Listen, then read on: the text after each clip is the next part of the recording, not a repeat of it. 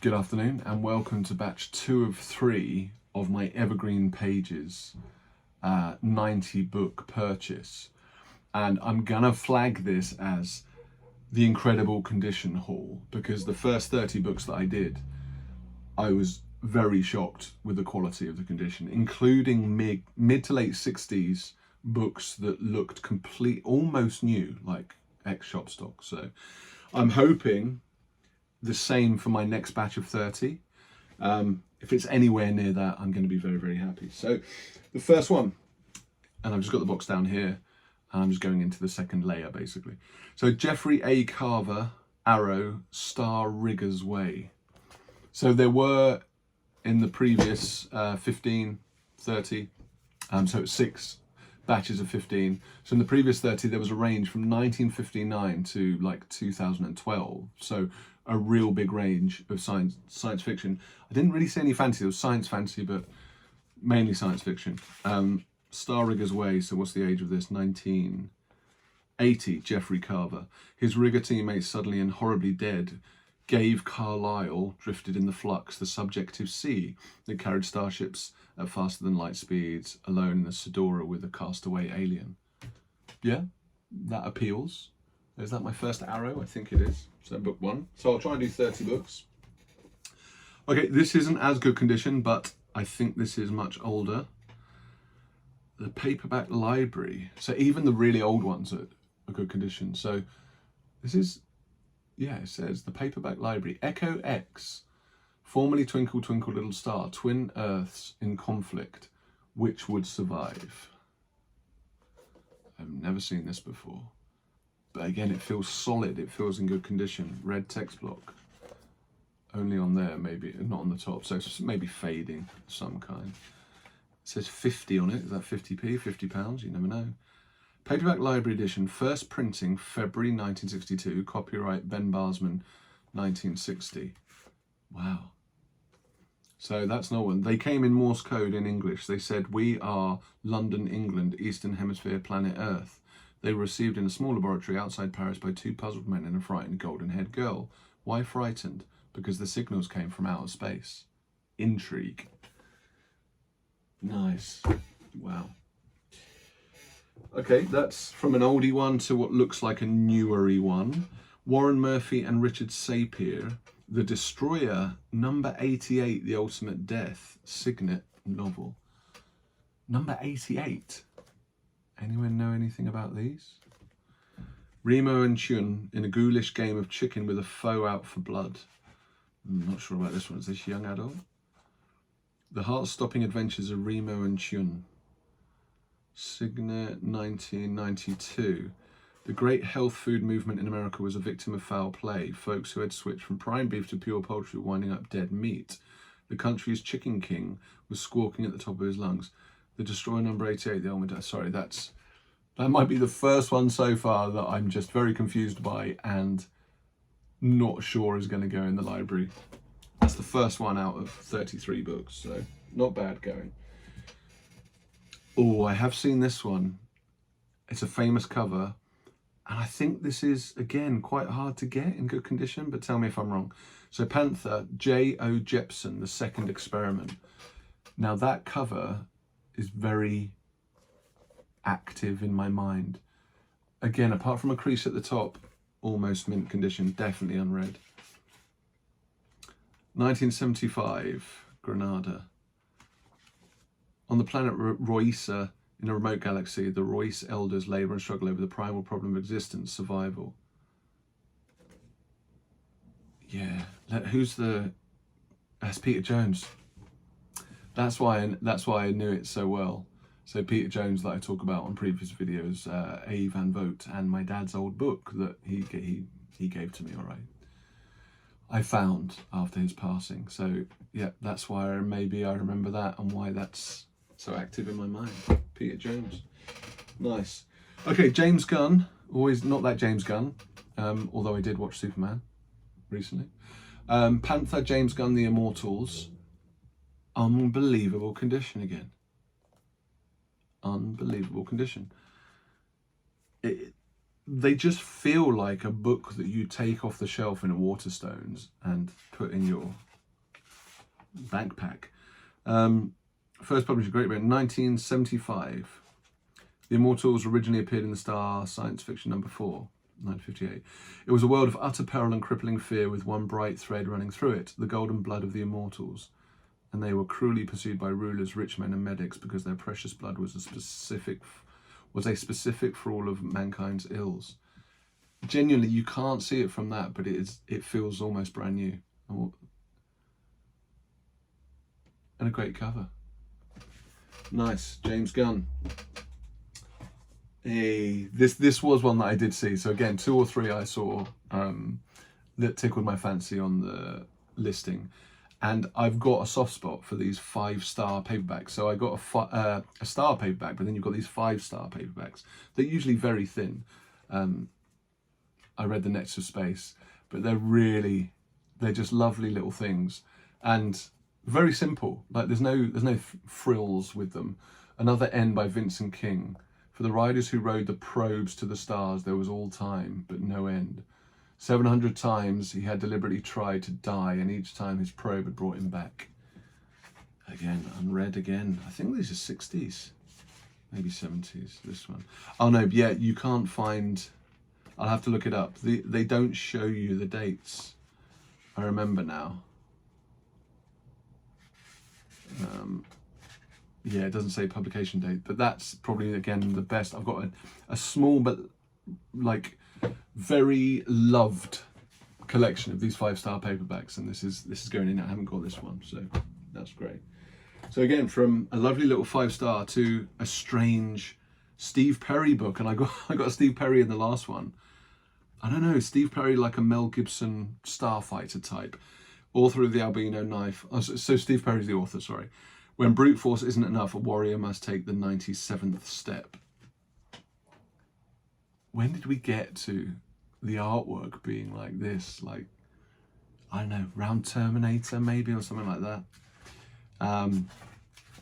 When did Terminator come out? So, printing history, 1989 by Steve Perry.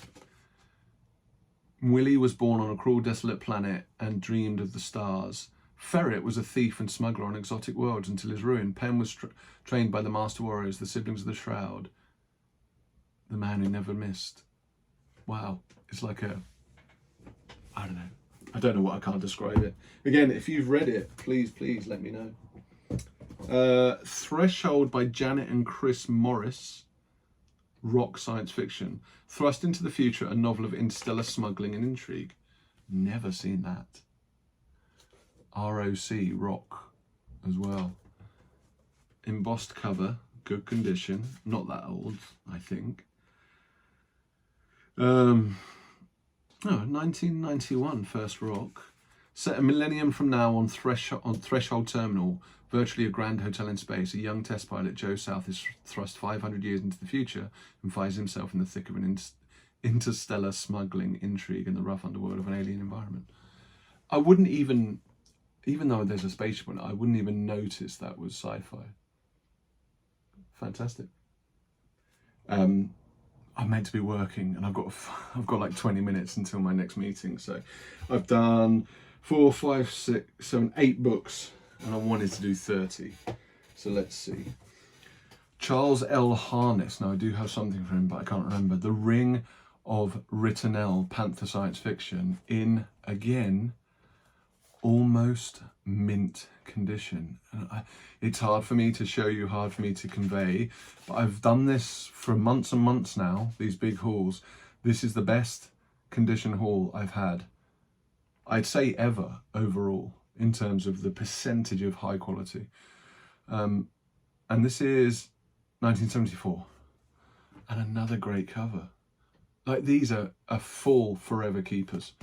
The deep is the beginning and the end, at once the womb and the coffin of time and space, the wellsprings of life and death, the mother of nodes. James Andrecht, brilliant young lawyer in the great house of Oberon, mighty tyrant of the 12 galaxies, has 2 obsessions: finding his poet laureate brother, Omir, and unravelling the mystery of his father's death many years ago at the node. That looks good. Oh, what was I watching? I was watching an American booktuber, I can't remember the name. I think pretty new. And he just got The Swarm, Arthur Herzog. I don't think it was Pan, and I don't think it was in as good condition as this, but it was The Swarm. A masterpiece of chilling terror that just might come true, horribly convincing. So I think this is horror, isn't it? First published in Great Britain 1974, this edition 1976, fourth printing. Family attacked by bees, 2 killed. So maybe it's a bit like, is it Keith Roberts, The Furies? Which is that hornets, bees? This was the beginning, barely noticed. Only a few scientists felt the first stirrings of terror, but then the death toll began to mount and terror erupted into national panic when great swarms of savage bees, deadly killers, blotted out the sun. See, it feels strange to have a book like now in now modern age where bees are so protected and we know about them and how important they are. So I'm not sure I'll ever read something like that, but I love Pan and I like these white Pan, and that is great for the collection. And talking of white, it's not Pan, it's Panther, but it's Charles L. Harness again. So The Ring of Ritornel was one, but this is an absolutely beautiful copy and looks like The Swarm. Look at that.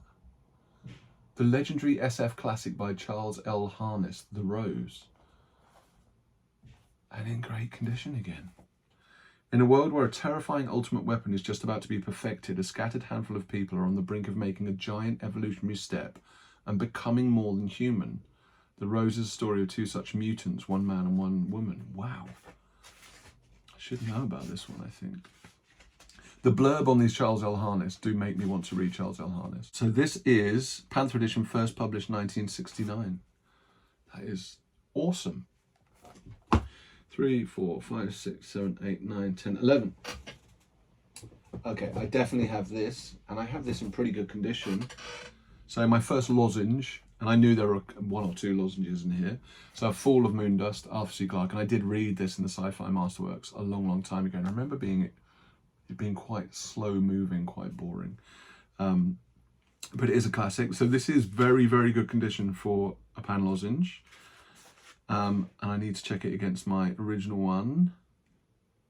15th printing, 1982. Wow. Oh, this is 15th printing, 1982. Yeah, it's a bit shiny. Maybe I need to check that. I thought these were all 70s, but that's a 15th printing of the Pan lozenge. And it is very shiny, very floppy. Okay, and so so ends the world, withering in a cosmic holocaust. Richard Pape. That's an interesting one.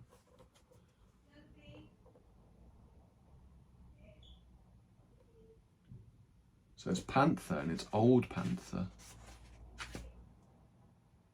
So 1964. Wow, that's old. The theme of this novel is a terrifying one, made all the more frightening by the power of its realism and its horrifying nearness to what may well be the truth. Man has landed on the moon, the greatest step in the conquest of the universe, and then in this, the hour of his most audacious achievement, the stars blaze out a warning, and the world begins to die, withering a cosmic holocaust of its own creation. Nice. 4, 5, 6, 13. So 2 more here, and 15. Destroyer Men. Did I get something about some destroyer? Distant Thunders. Taylor Anthony's patched up force stackers have steamed to the forefront of alternative history. Author of Rising Tides. This is the worst condition book I've got in both of the hauls so far, in whatever that is, 45 books. And it's not too bad, right? After the terrible battle in which the men of the destroyer USS Walker and their Lemurian allies repel the savage Grick, Lieutenant Commander Matthew Reddy is shocked by the arrival of a strange ship contained by Commodore Jenks. So is this sci-fi? Sci-fi on the open seas. So Rock again, and it's 2011. There's tension between the others. Action sci-fi doesn't get significantly better than this. Okay, know nothing about that one, and again, it's not top of my list, but glad to have it. Jane Linskold, Marks of the Brothers. Now, this is one of those modern covers, but I quite like the character behind the lady there. That's quite good. Pretty new, I think. Avon Nova. So yeah, I've got a few of these from this. I think I've got some of the what's her Andre Norton, Alice Norton, from around this era with this livery.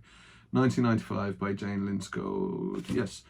Though a loyal servant of an enigmatic corporation, ex-con and expert linguist Karen Saber is a dangerous loose cannon plotting an appropriate revenge on her co-directors for the murder of her mentor. But Karen's blood vendetta is about to be drastically compromised by events transpiring on a different world. So again, would not be on my radar, but happy with that. So maybe is this a bit more of the modern stuff at the bottom? Mark L. Van Name, One Jump Ahead. A hero who is worth at least a dozen more novels by Orson Scott Card. And it's got the front cover is kind of, can you say Scott Cardian or there's something in that vein again. 2007. John Moore, a nanotech-enhanced warrior who wants nothing more than a quiet life and a way back to his home world. Lobo, an AI-enhanced predator-class assault vehicle, a mobile fortress. So, the nanotech-enhanced, I'm a Valiant fan, so, you know, Bloodshot, not the movie, but the old comics, etc. I do quite like, especially the Jeff Lemire run, or runs, he did 2 or 3. So yeah, no, again, I can't see myself jumping to that, but pretty interesting book. And another relatively new one. So Fred Saberhagen, which I have quite a few. Every time I walk into my little room, this book here is Fred Saberhagen. I'm pretty sure this one or the one there. So I see it every time, front cover every time I come in. An older one.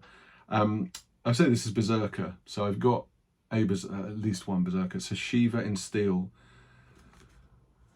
These homicidal robots manage to make aliens look like wimps. Good old blurb. 1998, Fred Saberhagen, Shiva in Steel. One Berserker computer has suddenly developed a tactical strategy unlike anything the human opposition has ever seen. So a bit Terminator-esque, I think. But yeah, let's see. I might have a few of those. And was that Bane as well? No, that's Tor. They're very similar design, those two. Okay, so it's not just new stuff, because this looks old. And it looks like that. It looks like this. I think it is the same publisher. Yeah, so it's the Old Panther. And it looks like they're like made to look like literary fiction, or you know, the silent speakers. They were alone beyond time and space, two minds trapped by a terrifying secret by Arthur Sellings. Wow. Panther edition, first published 1965. They had passed beyond the barriers of time and space, trembling with shock, but oddly calm. They had entered a universe which until now had not existed, a world of strange forces, where they were the real forces. It was like waking after a long night of dreams. Look conceptual. Look at that's intriguing. Those two together are very interesting. 15, 16, 17, 18. So can I get 12 books in 11 minutes before my meeting? Let's see. I think I've got this, by Robert Train's Android Armageddon, an intensely provocative novel of the future. I think I've got this. This looks smaller than the others. But again, I haven't got it in this amazing condition, and it is amazing condition again. Paramount. So I haven't got many Paramount books. So this is 1974. With the Justive Act, all things are equal and fair, logical and accurate. With the Justive Act, beings need no longer depend on the whimsy of other beings.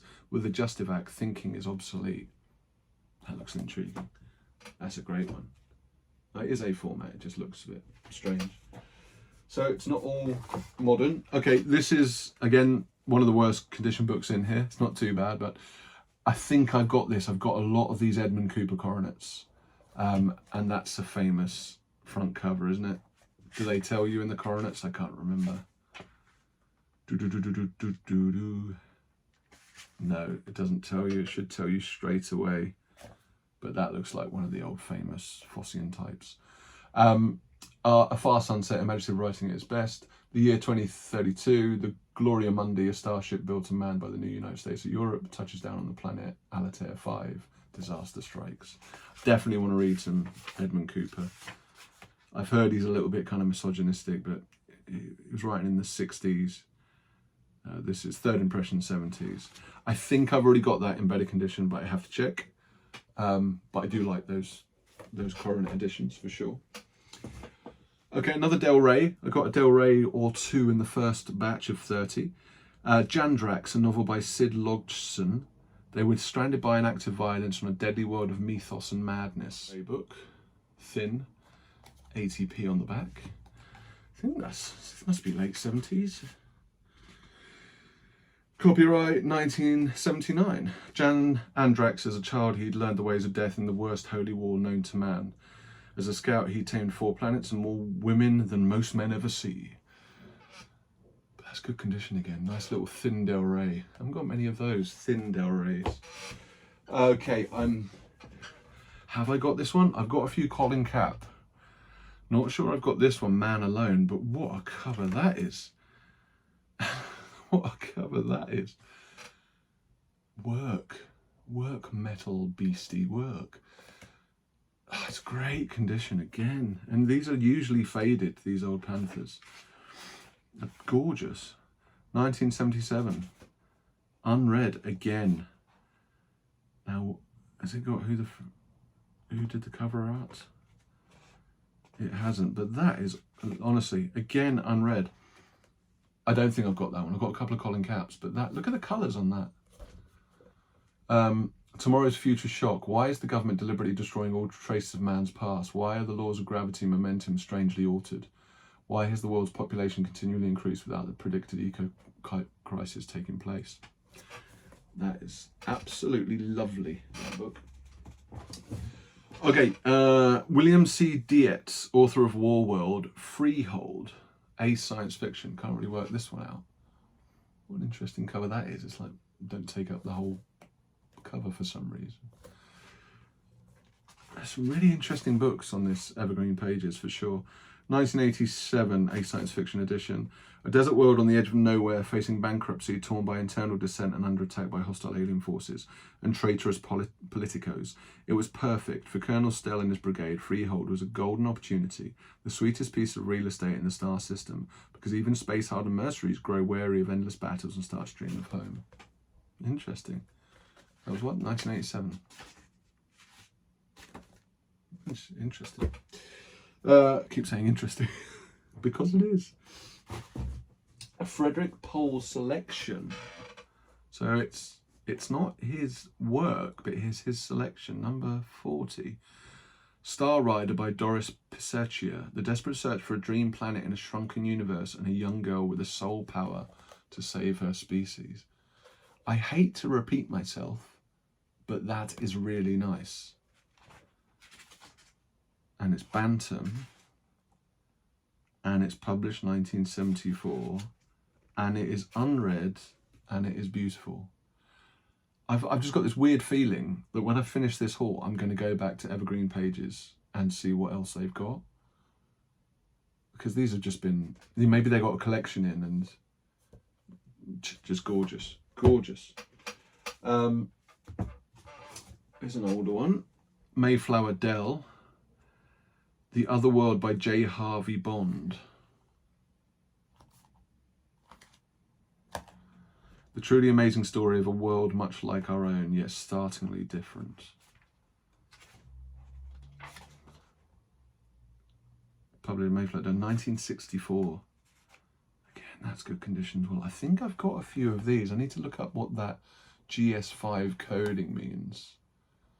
I presume it's a run of Mayflower Dell novels, maybe sci-fi, that I need to look at.